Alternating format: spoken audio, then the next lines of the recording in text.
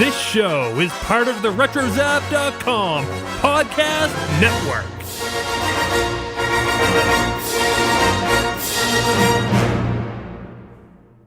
And welcome everybody to episode 99 of the Animanicast. People, settle. The cartoon we're scoring today is called Lights, Camera, Traction. And in this scene, I need you to arpeggiate the chords into the modulation and accelerando out of the first movement. What does that mean? It means play it like cartoon music, Ralph.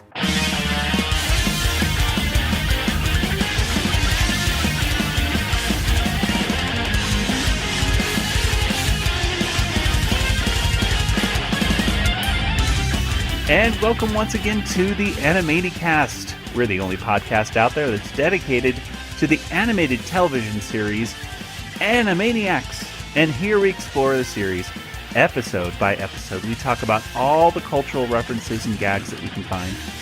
And of course, in the end, we give each episode a water tower rating. I am Joey, and joining me once again is my brother Nathan. Hi, Joey. Do you happen to know if there's a recording session today? And across the country in Georgia, it's Kelly. I saw Spielberg twice in this episode. Ooh. Well, today we've finally gotten to it, guys. This is the final episode of Animaniacs. Bum, bum, bum. So far. We've gotten through all 99 episodes of Animaniacs. Insane. I mean, we're still going to be talking about Wacko's Wish and everything. The conversations about Animaniacs obviously are going to continue, but we got through all 99 episodes today. Whoa. Wow. It's insane. We'll see if we can finish the episode, I guess. Yeah. Don't celebrate yet. Okay, we'll see about that. Well, Nathan, Kelly, if someone were to ask you about episode 99 of Animaniacs in just a few words, what would you tell them? Nathan, what would you say? I would say this is probably the last episode of Animaniacs so far. Very, very good. And Kelly, what about you? Well, I already said that Spielberg was in it. Yeah, there you go. That's all you need to know, folks. And I would say, I often don't say what I would say in a few words, but I would say this is a celebration of music, in my opinion. Before we get into today's discussion, however, let's talk about, once again, one last time, about our contest that we have going on. And Nathan, why don't you tell us, what is our contest for? Well, Joey, we've got some pretty awesome Goodfeathers merchandise. We've got Pesto, Squid, and Bobby. They're like figurines. It's from QFig. Is that what the... Yep. QMX? Yeah. QMX, that's what it is. And not only is it from QMX, it's also signed by the actors and Tom Ruegger, even. That's right. The producer. So yeah, it's pretty awesome. Absolutely. That's right. You get your QMX QFig. It's signed by Maurice LaMarche, John Mariano, and Chick Vennera. And, of course, creator of Animaniacs, Tom Ruegger. This is really something that is you're not going to find this signed thing on stores. You know, you can ask them. Yeah. You can say, "Can I have that signed figure?" But they're not going to be able to help you out with that. Yeah, well, I don't think anyone else has ever gotten all these people to sign anything together. Yeah, they haven't been all together in the same room for 20 years. And if you don't know what we're talking about, which I don't know why you wouldn't, we're talking about, of course, our Goodfeathers reunion that we had last month. And we recorded it right in Tom's house. This was a one-of-a-kind experience for us, definitely. And we want to, just celebrate that by giving you the opportunity to get this. But, Nathan, how do they enter to win this awesome figure? Well, the only way I know is to go on to iTunes and leave a positive 5-star review and little comment saying, hey guys, love the show, love Joey and Nathan, especially Nathan, he's the best, and Kelly's really cool too, and keep up the good work. Wow. That's the comment you have to leave. Oh, okay. So if you can leave that exact comment, Or something else. something You could like say that. Kelly's the best, and that's just Because I am. Just so, yeah. Well, let me just share a couple of recent 5-star reviews. And this one right here comes from mrusso79. I believe, if I'm not mistaken, this might be from Mike Russo, who, if I'm not mistaken, is actually behind a wonderful Tumblr blog that everyone should check out, because I know we do. It's called Hello Nice Warners. And Mike has gone through each and every episode of Animaniacs and really gives some detailed notes, much more detailed than we could ever be, because he knows a lot more about animation style, and it's specifically even like, oh, this looks like this animator doing this job here. It's like, it's really impressive the amount of work he put into that blog. So if you're looking for additional Animaniacs reading material, I heavily recommend his blog, because it's definitely helped us out over the years in getting some information on the show. And his review is very nice as well. He says, they're pondering what I'm pondering. 5 stars. He says, highly recommend podcast. The hosts are incredibly passionate about the show, and many episodes include a terrific variety of guests who have worked on the series. Definitely give it a listen. You won't be disappointed. Flameel! And the most recent one right here that I see says 10 out of 10, and this is from John Ad222. Says, wonderful podcast and great hosts. Would recommend for any Animaniacs fan.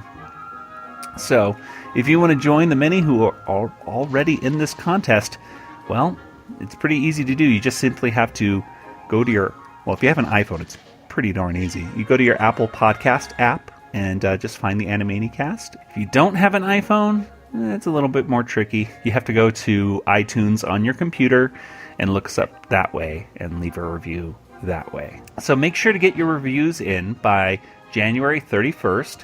That way we can put all of those screen names into a digital hat, a digital randomizer, and then we'll select one name at random, and we'll announce the winner on February 3rd, Sunday, February 3rd, where we have a special episode coming out next week. And Kelly, who are we going to be talking to? Tom Ruegger will be back. Yay! So we always love it when Tom's on, because we get to get that real insight that, you know, you don't get anywhere else, you know, when Tom's on here. So Tom's going to be talking to us about the kids' WB years of Animaniacs. And if you want to ask him some questions too, you can just send him over to animanicast@retrozap.com. Hi, Animanicast podcast. This is Chick Vennera as Pesto the Pigeon. That's a mouthful. Why would you do that to someone? Why? Okay, that's it. I'm out of here. Let's go ahead and get into today's discussion. Episode 99. Nathan, tell us, when did this episode first premiere? All right. So this episode first premiered on Saturday, November 14th, 1998, which was just a week after the release of the movie Waterboy. It was a day after the release of Meet Joe Black, and a week before the forgotten Pixar film Bug's Life, and 2 weeks before the release of Zelda Ocarina of Time on the N64. No way. Ocarina of Time came out what at this like time? 2 weeks. Yeah, it was just 2 weeks before, and I love that game so much. I wanted to enter. Yeah, to put it you in, know, it was just about to come out. It's coming up. You know, it's going to take up, you know, many hours of my life. Well, speaking of taking up many hours of my life, you mentioned 2 movies right there, Waterboy and Meet Joe Black. And Kelly, do those movies have any significance for you when it comes to Star Wars related stuff? Because I know for me they did. Well, I know what it is. I've never seen either movie all the way through. Well, I did. I saw Waterboy 2 times. And do you know why I decided to go see Waterboy 2 times? Wait. No, I do know. Because those were the movies that the Phantom Menace trailer was attached to. Yes. Exactly. So, I saw Waterboy because I was like, number one, my friends wanted to see it. And I was like, fine. And it's not that good of a movie. It's really not. It's fine, though. It's fine. But I saw it 2 times really. I saw it with you once. Yeah, that was probably the second time. And the thing I was most excited about was the Phantom Menace trailer. That's what I wanted to see. Yeah, I didn't see either of those in the theater. I don't think I saw the Phantom Menace trailer until I saw The Matrix on the big screen. Oh, yeah. See, there were people that literally walked into the Waterboy just to see the trailer and then walked out. Yeah, we see him leave. But if they stay for the whole movie, they show the trailer again at the end of the movie, which was really cool. I remember that. Yeah. Like after the credits, they showed the trailer again. So like rewarding people for hanging out with Adam Sandler for Exactly. It was totally worth it, though. It was totally worth it. Oh man, I mean, because this was back when you wanted to see a trailer. I mean, it took an hour to download. Yeah, exactly. It was still 56K modems if you were lucky. I think like our parents still had 28.8K or something like that for a long time. So a 56K modem would just take hours an hour. And of course, wasn't it lovely when you would download you get all the way down to the end almost, and then someone would pick up the phone or something off would happen, and then you'd have to start the whole darn thing over again, or it'd have like all these incomplete files where I could like watch. Well, it only downloaded half of that, so I'm going to watch that first half of the trailer like repeatedly as it downloads again. Ah, yes, the 90s. You kids today, you have no idea how hard it was. Now you're watching YouTubes and your things on your phones and all the things. But back in the day, let me tell you something. And now, I mean, all kids have to do is put in the DVDs of Animaniacs and watch whatever episodes they want. And back in my day, I had to record every single episode on the VCR when it aired, and then keep the ones that I wanted to keep. And I would usually transfer them to another tape and take out the commercials. Oh, see, and now the thing is about commercials, I like watching the commercials so much now. Like I will go to YouTube and I'll just pull up these commercial compilations where it's just like 20 minutes of commercials. And I'm like, I remember that commercial. I remember that. That Corn Pops commercial. Or the Apple Jacks commercials where they're like, you just don't get it, Mom. It doesn't taste like apples. We don't care. I liked them. I liked Coco who swings from the trees. The monkey. Do you remember that one? Yeah. Cocoa Krispies. Yes. The kids commercials were the best ones, and then the Micro Machine commercials for Star Wars toys were awesome. Mm-hmm. I had those sets. I did too. Well, let's get out of our 90s talk and let's get right into today's episode. Let's go ahead and talk about our first major segment. And of course, before the credits start, we got everybody's favorite segment, and especially Nathan's favorite segment. What is it, Nathan? It's Newsreel of the Stars, of course. Newsreel of the Stars. That's right, Newsreel of the Stars one last time. In case, for some reason, you're watching the last episode of Animaniacs. And you're like, what am I watching? Who is this show? What is this show? Yeah, I don't think there was a person on the planet, at least watching cartoons at that time, that didn't know who the Animaniacs were. But, you know, they had to fill a couple minutes of time, I guess, right? And might as well put this on there. And then, not only that, but we had the extended opening once again for Animaniacs, which I do appreciate, especially because today's episode was very musical. It was nice to see that once again. So we're looking at, when the show actually starts up, we're 3 minutes into it. So, you know, it's a way to pad it out a little bit. Well, we start off today's, and it starts off with the Goodfeathers. Hey everybody, this is John Mariano. Let me do it. Will you just let me will you let me do it? Would you just let me finish? Go ahead, finish. This is John Mariano, the voice of Bobby from the Goodfeathers. And you're listening to the Animanicast. That's the way it's done over here. Bada bing. So we get into our first segment, and it's called Birds on a Wire. And Kelly, why don't you tell us what happens here on Birds on a Wire? Not much. Not much indeed.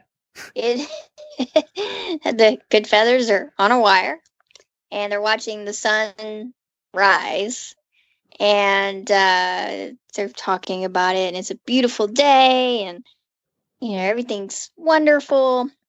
And then they start arguing about the direction of the wind.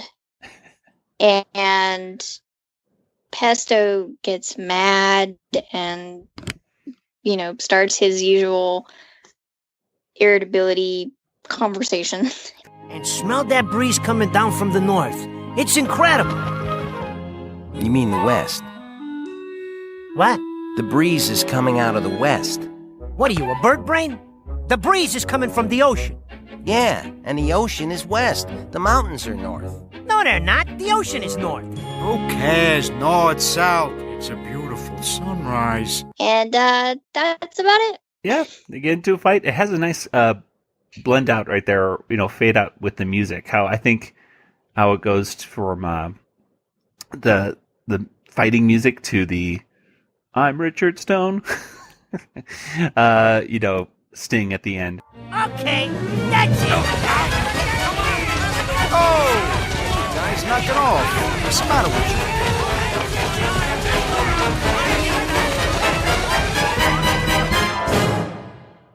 But yeah, I think we can say without a doubt that in this case, Pesto was definitely wrong.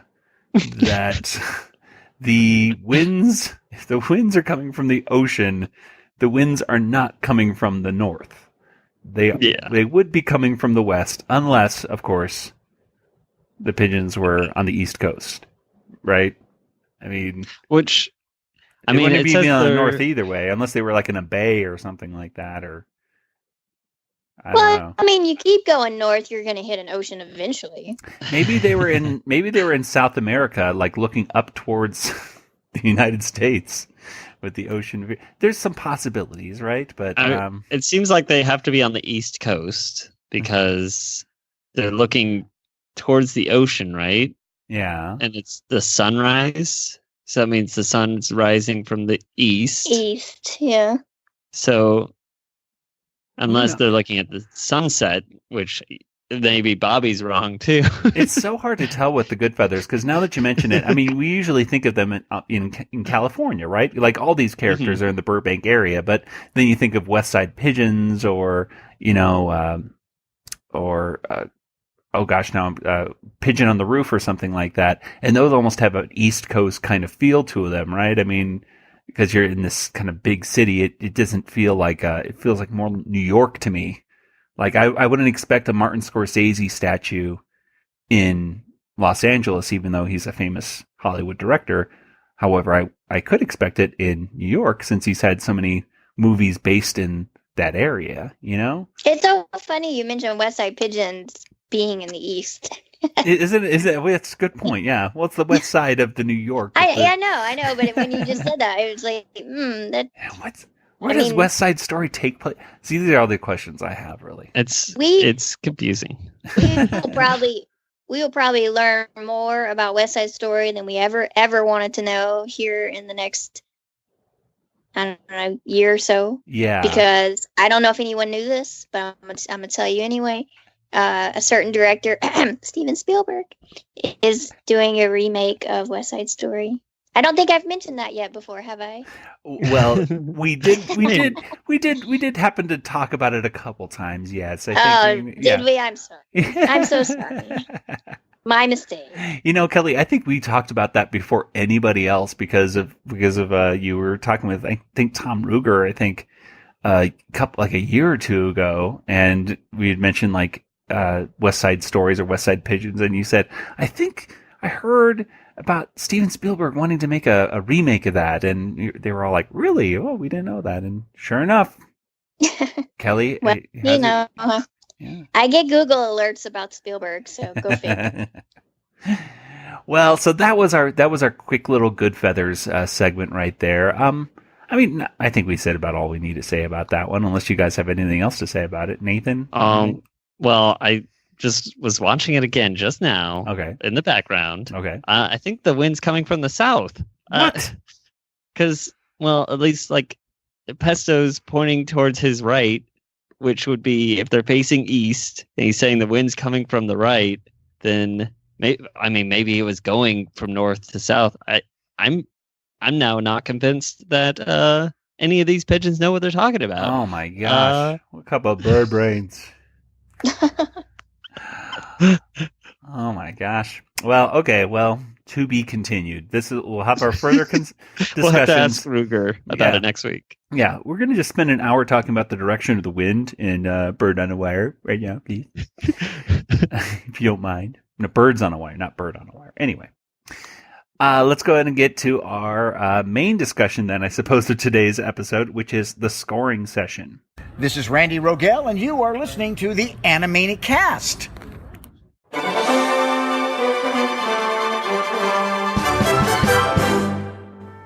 And the scoring session was written by Nick Dubois, Kevin Hops, Randy Rogel, and Tom Ruegger. It was directed by Mike Milo. And Nathan, why don't you tell us what happens here in the scoring session? All right. Well, we find ourselves in a scoring session for the Animaniacs. It's for an Animaniacs episode. I forget what the episode's called, but usually we apparently would have Richard Stone doing it, but today we have his fill-in, Nivel Nose Nest. He's a rhino, and he is very strict. He has like 3 rules: be on time, don't interrupt me, and be ready to start when you get here. And then, of course, the Warners are coming in late. They keep interrupting him, and Wacko's definitely not ready. He didn't even bring his notes or anything. So, anyways, after that, they finally get started, but immediately stop because Dot doesn't know if this note should be a B flat or not. Hold it! What? Yes, I have a question. On page 3, bar 2, measure 41, I have a B flat. Did you mean to write a B flat? I have an A sharp. Yeah, I have a G flat. Definitely a G flat. I think mine is an M. Quiet! Of course it's a B flat. See? B flat. It's supposed to be a B flat. That's what I thought. Fine. If that's what you want, a B flat it is. I guess it's supposed to be a B flat, and so they play some more, and then they stop again because they have to play badly. Some people to make it sound cartoony, and then all the Warners, they all want to play badly. The next part is very cartoony, so I need you to purposely play this section badly. Well, you come to the right place. Can we play badly too? We won't let you down. I should mention that everyone in the band is Animaniacs characters. So we have like the Hippos, we have Runt and Rita, we have Pinky and the Brain, the Mime. They're all there. Here, like pretty much any character. I'll go over the list real quick. This is on the Wikipedia, folks. So please don't get mad at me if this is not right. But here we go. The Hippos on cellos. Runt is a cello.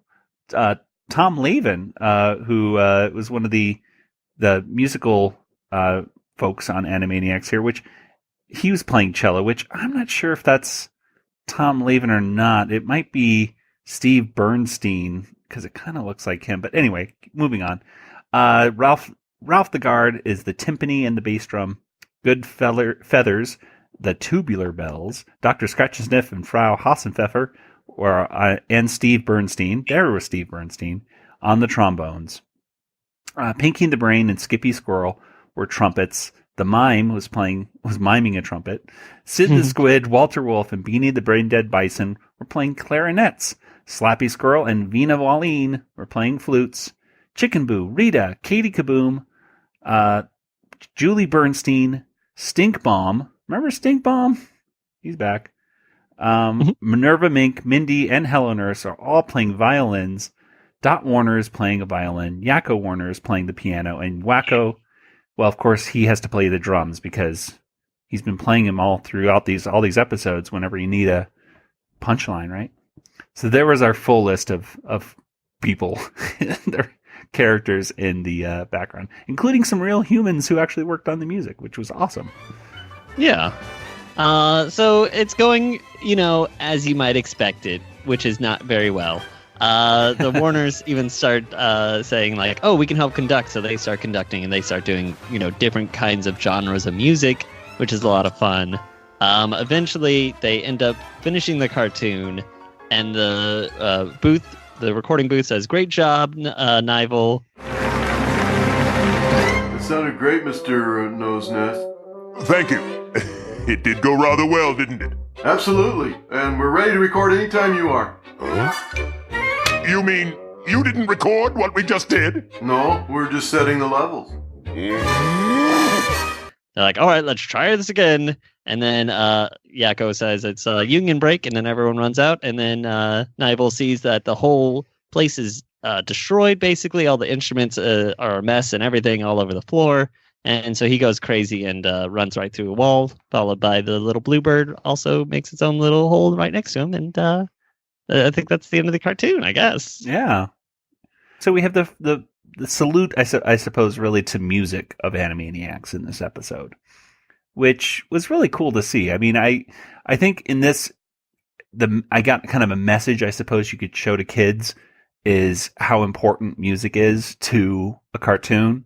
And a lot of times it's something that, at least as a kid myself, I didn't really pay attention to. Now, Kelly, I'm assuming you paid much more attention to things like music. I don't know about with Animaniacs or cartoons, but with your love of John Williams, I'm assuming that you paid much closer attention to this kind of stuff. Yes, I've always been obsessed with soundtracks, and which that brings me. I want to mention that right at the beginning of when the title appears, there's a little snippet of music. And I feel like I've heard it somewhere before, and I was trying to find it, and it vaguely reminds me of some music from the Young Indiana Jones Chronicles soundtracks, but also Eric Korngold, like the Sea Wolf or something like that. But Young Indy used a lot of musical styles because it takes place from like 1908 to 1919, and had a lot of different locations. So I feel like I know if I heard it, I'll be like, oh, that's it. But I cannot remember for the life of me where I heard that piece. But I feel like it's an old piece. I mean, they wouldn't reuse something and get have to pay license fees for it, I'm sure. Right. I mean, that's one thing I noticed though with listening to a lot of the Animaniacs music though, is that you do hear those little notes of other musical things, and if you are musically inclined and you do know those titles, sometimes it's a little extra added joke that Richard Stone would put into the episodes, which I always appreciate. Yeah, a lot of them sound like old folk tunes and things like that, but this little bitty piece right at the beginning of where the title appears, it sounds like something from an adventure film. Okay, well, we'll play it right now, and let's see if you know what it is. You can send us an email, animanicast@retrozap.com, and let us know what you think this might be, so we can put Kelly's mind to rest. Yes, it'll keep me up all night.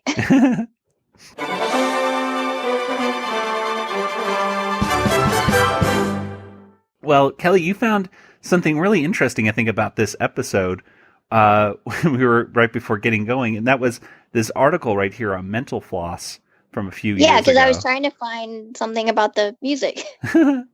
Well, it's a little behind the scenes of the origin of Nivel Nosenest, who, if you didn't know, his once again voiced by Michael McKean, who he was recently on The Good Place, playing a kind of a weird hermit kind of guy on that show. But he's, for me at least, known as the lead singer of Spinal Tap. And of course he's been in things like Laverne and Shirley and all that stuff. And he was in the Anvilania episode, I believe. And I forget the bad guy's name on that, but he was the big baddie on King Yakko. So it was nice to see him return one last time for that. But there's this thing right here. It says from Tom Ruegger, and he said, these two cartoons are all about the music and Richard Stone. The scoring session was basically Richard having a much-needed rest at Camarillo, which was a mental institution here in California at the time. So he's being filled in with Neville Nose Nest, and who's a rhino. And he says, here's a very obscure tidbit. Nibel Nose Nest's name was created the night that my kids and I watched, and then we're driving home from the Spielberg cartoon, An American Tale, Fievel Goes West. Nibel Nose Nest. And that's where the name comes from. So I love Fievel. Now, I've never seen the sequel. I saw An American Tale so many times. But I don't know. I've never heard that many good things about Fievel Goes West. I remember loving it, but I was a kid, so. I also loved it. I did not love it as much as the original. I think James Horner did the scores for both films, and so that was my introduction to James Horner. And I had a laminated Fievel Goes West poster hanging on my closet door that I could see, every night, and when I wake up and go to sleep, it goes across from my bed. And I'm just obsessed with Fievel. I have a lot of fun memories. I saw it with my sister, and she took us to go see it as a surprise and stuff. And I don't think I saw Fievel Goes West in the theater, but I was super excited that they were doing more Fievel. And I used to watch the Saturday morning cartoon.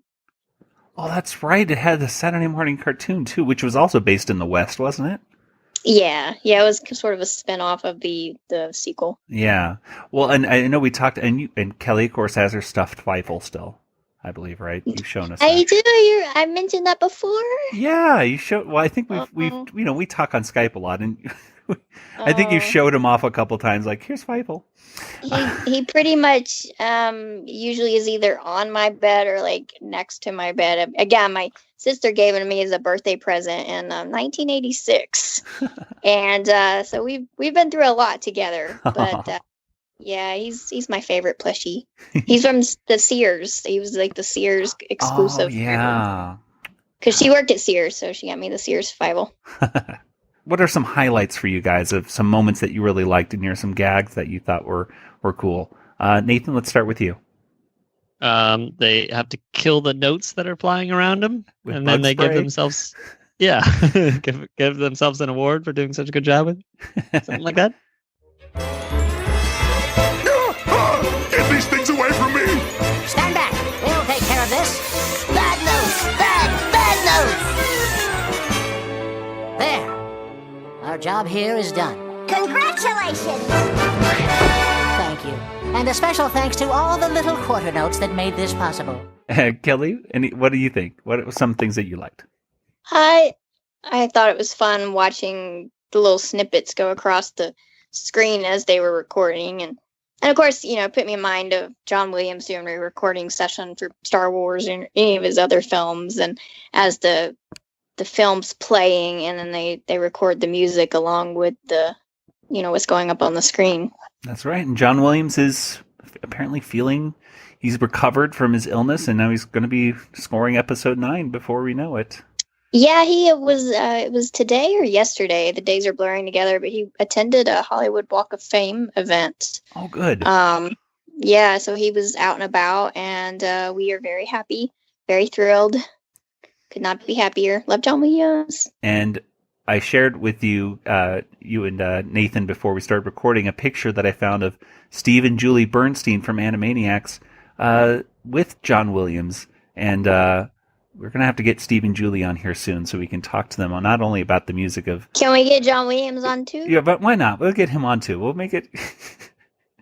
He'll be very confused when we talk to him just about Animaniacs music. We'll be very I can talk to him about Spielberg all day long. It'll be an This is the extended thing that episode. I can do. Well, so I just thought it was kind of, in a weird way, educational for kids to show how the power that music has on what you're watching. If you've ever seen a movie like Jaws or something like that without the composition behind it, it's completely different.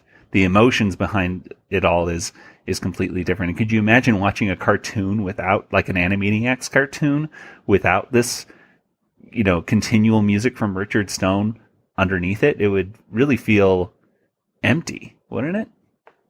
Yes. Mm-hmm. Especially this episode. Oh, totally. This segment. Yeah, could you imagine this episode with no music? That'd be just, man, it'd be very confusing. That'd be bad.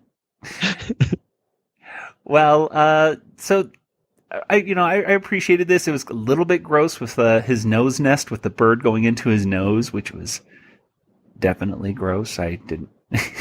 I was kind of grossed out by that right there, but and the animation was, it was okay. It was not the best, but it was definitely not the worst. So it was okay. Mm-hmm.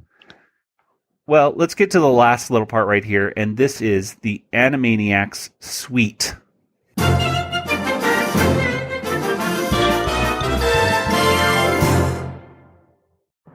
The Animaniacs Suite is edited by Al. Oh boy, I'm gonna mess up your last name, Al. Al Brettenbach. Well, maybe I didn't mess it up. And of course, it's composed by Richard Stone.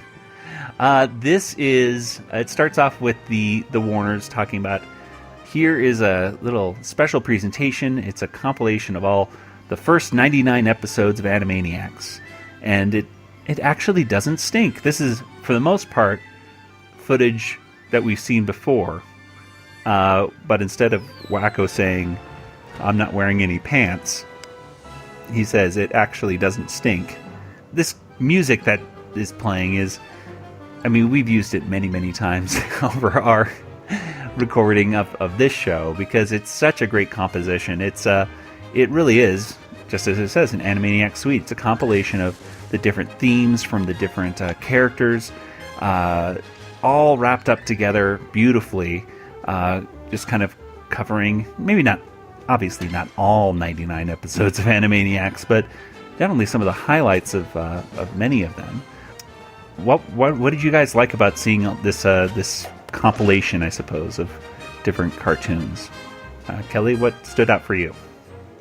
I like it. It reminds me of the Oscar montages. Oh, yeah. Which is like 33.3% of why I watch the Oscars. The other two reasons being Steven Spielberg and John Williams. Shocking.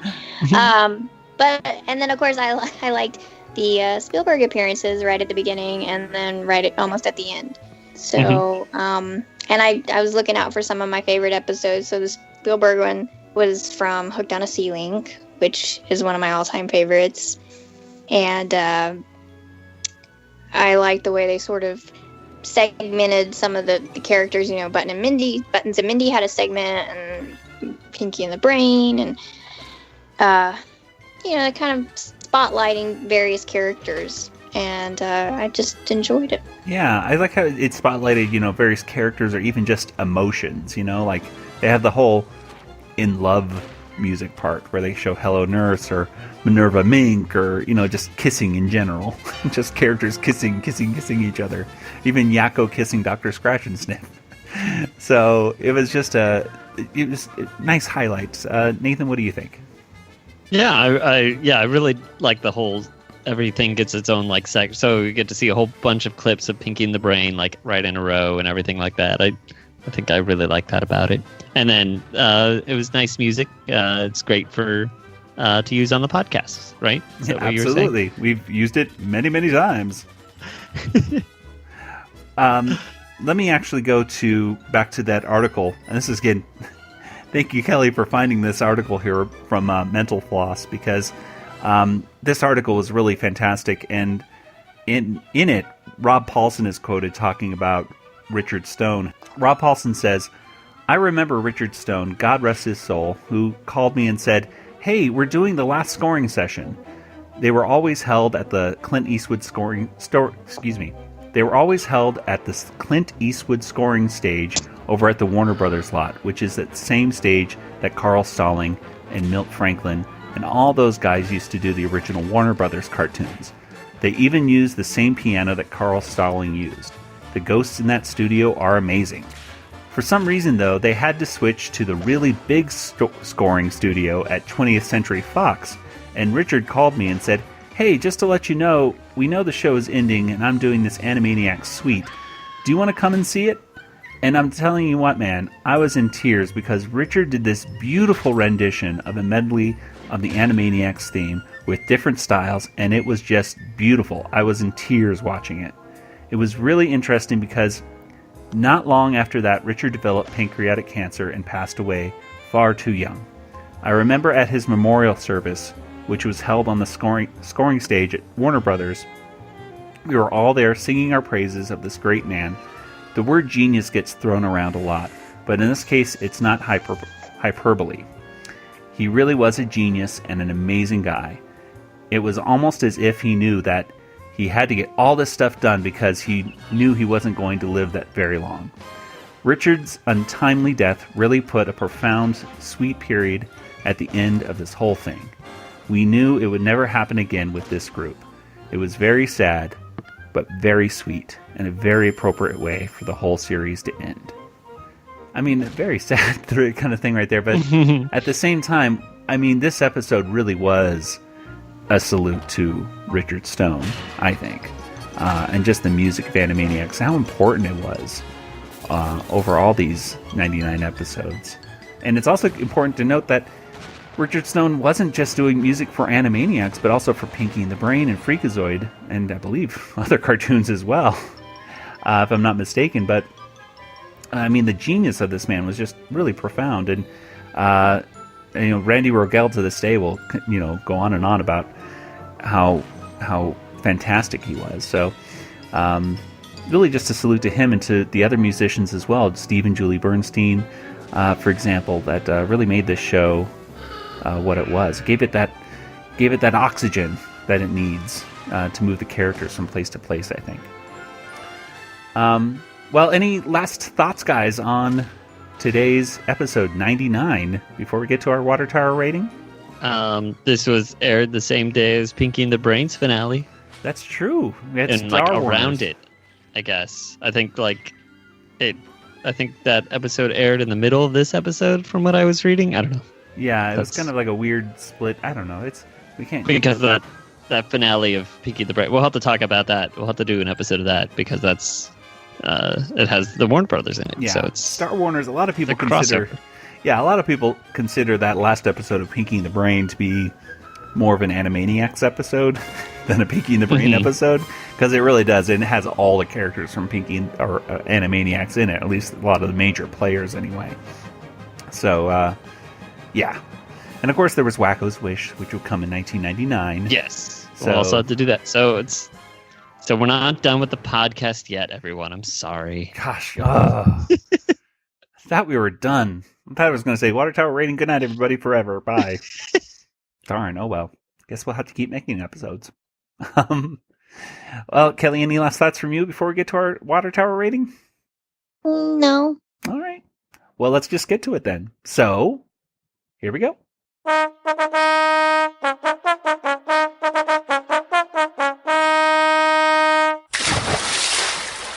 What do you think? Out of 5 water towers, how many water towers would you give today's episode? Nathan, let's start with you. Well, this is the last episode, so I can't go like too low. But then again, it had Newsreel the Stars at the beginning. What do they expect? Okay, you know what? I'm going to be generous. I'm going to say 3 water towers because just get rid of that Newsreel the Stars, and you could get probably more. But that's it. All right, and Kelly, what about you? I will give it 3.5.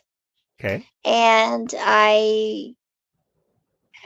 I'm sure most of that, a lot of it has to do with because there were 2 Spielberg sightings, and those are always special to me. But I don't know. I mean, it makes me sad because it's the last episode. But I thought it was a really good tribute to the series as a whole, with the even the scoring session. Of course, it wasn't like a behind-the-scenes documentary, but it gave a little insight into maybe scoring a cartoon. You do have the orchestra and the screen showing what's going on and matching the music to the timing of the events. And then, like I said, I like the final segment because I love musical montages, and the Oscars don't do enough anymore. Like, they hardly have them at all, and it upsets me every year. And because you can watch them and you're like, oh, I remember that scene, or oh, that's great.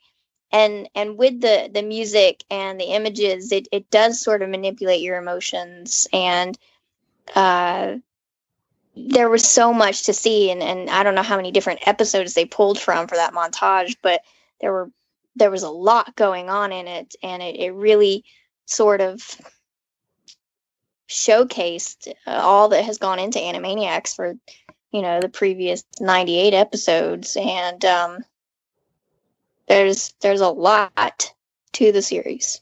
Absolutely. And I think it, right before they closed out, it left with a very just incredibly sweet message. A special thank you to all those who have contributed to the success of Animaniacs.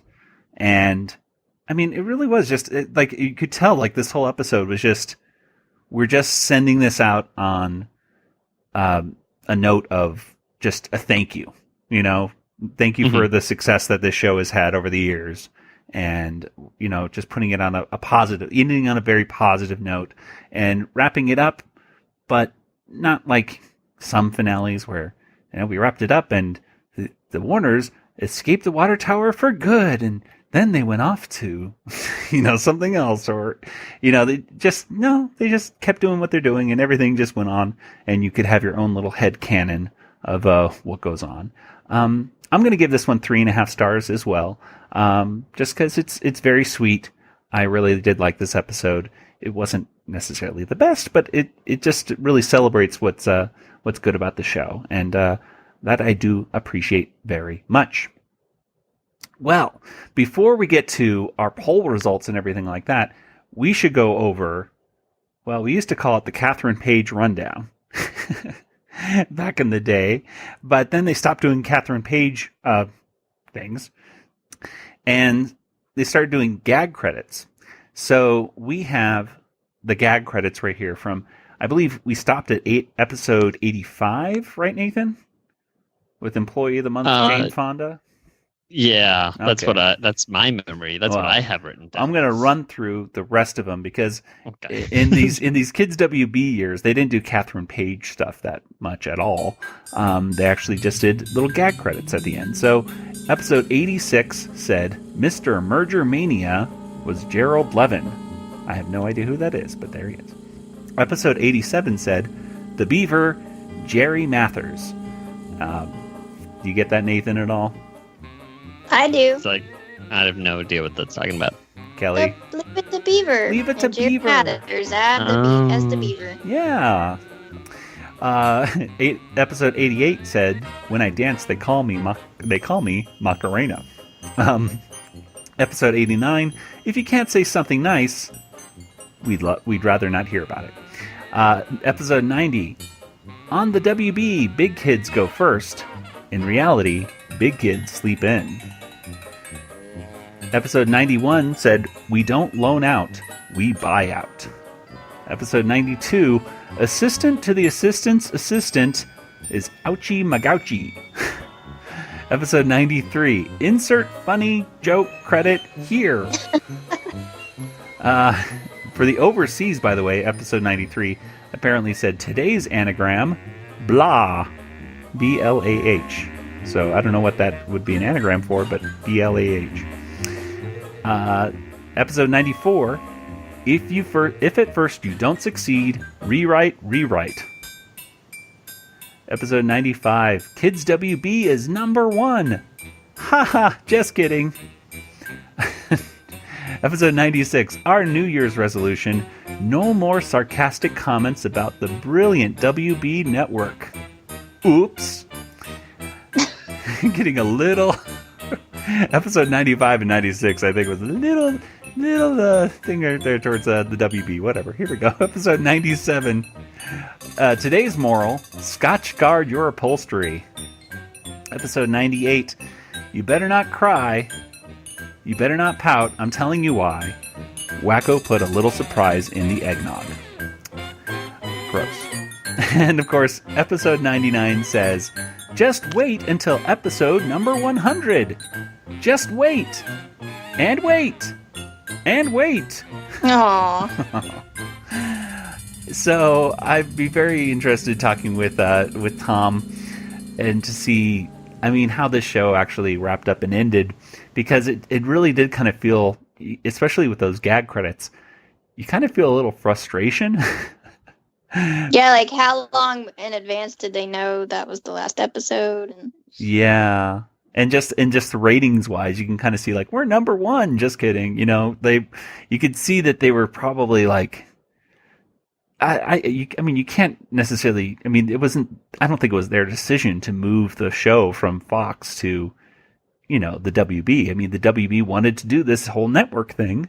And, I mean, it eventually petered out. And I guess now we have the CW, right? Which is kind of like the distinct grandchild of the WB, and UPN, I think, is what happened. Those two stations merged. But, yeah, because Buffy used to come on UPN. Well, yeah, wasn't it that like the Paramount Network or something? Yeah, Okay. It was. Yeah, it said UPN, but I think it was Paramount. I don't know if Universal was involved with that at all, but I don't know where they got the U. But I always thought it was Paramount. But anyway. It's a weird maybe, time. but like I remember Buffy was on one of the channels, and then they moved it to the WB. Yeah, and then they both converged and did all. I don't know, but it you know, now they got superheroes, whatever. So that does it right there for episode 99. And I'll tell you what, let's go ahead and get to our poll results from last week. So last week, or actually 2 weeks ago, because of course, Nathan and I had our little comics episode before that. But we talked about the last episode of Slappy Squirrel, which was the Christmas tree. So we said, well, we got to ask people what their favorite Slappy Squirrel cartoon was. And I made sure to put in there that, you know, you can't say Woodstock Slappy, and you can't say Bumby's Mom, because a lot of people like to say those. And Kelly... I can't imagine who... Kelly, of course, was right on there saying, oh, how did you know I was going to say that? But anyway, the question posed was, which of these Skippy and Slappy Squirrel cartoons is your favorite? And the choices were, starting at the bottom, which was tied for fourth place or third place, however you want to look at it, was the Christmas Tree and Sunshine Squirrels. Second place was Bully for Skippy. And the winner, which surprised me, was One Flew Over the Cuckoo Clock as the favorite of those four Slappy and Skippy cartoons. So which of those four was your favorite? Nathan, let's start with you. I voted for One Flew Over the Cuckoo's Clock because of all the backstory that I created, and I think it's true. And the first two acts are real, and then the third act is all in Skippy's mind. I hate that depressing theory of yours. It's very depressing, but I think it's true. Okay, Kelly, what do you think? What of those four, not Woodstock Slappy, which of those four that I listed is your favorite? Is the One Flew Over the Cuckoo's Clock, is that the one where she's in the hospital? Yes. Okay. Yeah, I think I like that one the best of those. It was different, and it's probably the one I remember the best. Well, it was also the only one that I think it was the only Skippy Slappy one that took the entire half hour, right? It was like kind of like the Saturday morning. It was an after school special, basically, with Slappy and Skippy. Well, I disagree with you two, because of course the best one is Bully for Skippy, because that one, I don't know, it was just funny. I just really, really like that one. I thought it was on par with actually a lot of the early Slappy cartoons, where except she has handcuffs on her that she cannot do what she wants to do, which is blow up the bully. But I still really enjoyed it and got a kick out of it. So, yeah, there we go. Well, Nathan, tell us. Episode 99, we have to have a really good poll. Yeah, I mean, this is like the penultimate, right? Or wait, that's not the right word. This has to be the best poll. Yes, totally. It has to be the best poll because we're in the last episode of Animaniacs. To encompass the entire series, and we're gonna bring it home with the final. This is the big. Okay, so the best of the best. Here we go. The final out of every segment. Which is your favorite Katie Kaboom segment? So we have our round 1 winner, which was Katie Kaboo. We have our round 2 winner, which was the Broken Date, and then there's the Prom, which was one that just aired last week. So episode 98. So to go over Katie Kaboo, it turns out her boyfriend CB, is actually Chicken Boo. That's pretty funny, and everyone thinks it's a giant chicken, and she gets all mad and gets really angry, and she turns into a giant green monster. Or the Broken Date, her date is late, and she thinks that he's not going to show up, her boyfriend. I don't know. It's not Chicken Boo this time. No. And then she turns into a monster. What? And then the Prom. This is where Katie wants to go to the prom, and she wants to stay out till 3 a.m. or something, and her dad won't let her stay up that late. So she turns into a giant monster. It's great. So of those 3, which is your favorite? All right. Yes. So go ahead and make your voice heard by going to twitter.com/Animanicast, or simply search on Twitter for #Animanicast poll. You can make your voice heard. Tell us which of those is the best. We're finally putting it down. Of the best. The best of the best, Katie Kaboom, which we all know is the most popular character in all of Animaniacs history. Well, let's go ahead and get to some contact information. So, Kelly, where can people get in contact with you online? They can find me on Twitter at YodaPrincess, YODAPRNCSS, or email me, Kelly, at BigShinyRobot.com. All right. And Nathan, what about you? You can find me on Discord, or I'm on Twitter. JangoFT, that's me. I don't know what my Discord thing is, but I don't know. Just type around, you'll probably find me. Yeah, if you go to discord.animanicast.com, you can just say, hey, Nathan, and see what happens. I'll hear you. I'll come and find you. He'll come and find you. He will find you. And of course, we mentioned the Discord, but you can also find the Animanicast on Twitter, on Facebook, on Instagram, and you can email us, animanicast@retrozap.com. Speaking of RetroZap, I mean, hey, RetroZap is the place to go for your pop culture stuff, whether it's Star Wars, or Star Trek, or comic books, or comic book characters, or video games or movies. It's all over there at retrozap.com. You can subscribe to the RetroZap podcast feed and get every single one of the RetroZap podcasts delivered straight to your device. It's awesome. It's what I do, and I love it. So, with that, let's close things up for episode 99 of Animaniacs. This is Joey, and for Nathan and Kelly, good night, everybody! Good night, everybody! Good night, everybody. This podcast is not endorsed by Warner Brothers or Amblin Entertainment and is intended for entertainment and information purposes only. Animaniacs, the Warner Brothers logo, all names, pictures, and sounds of the Animaniacs characters or any other Animaniacs-related items are registered trademarks and or copyrights of Warner Brothers, Amblin Entertainment, or their respective trademark and copyright holders. All original content of this podcast is the intellectual property of the Animanicast unless otherwise indicated. It actually doesn't stink!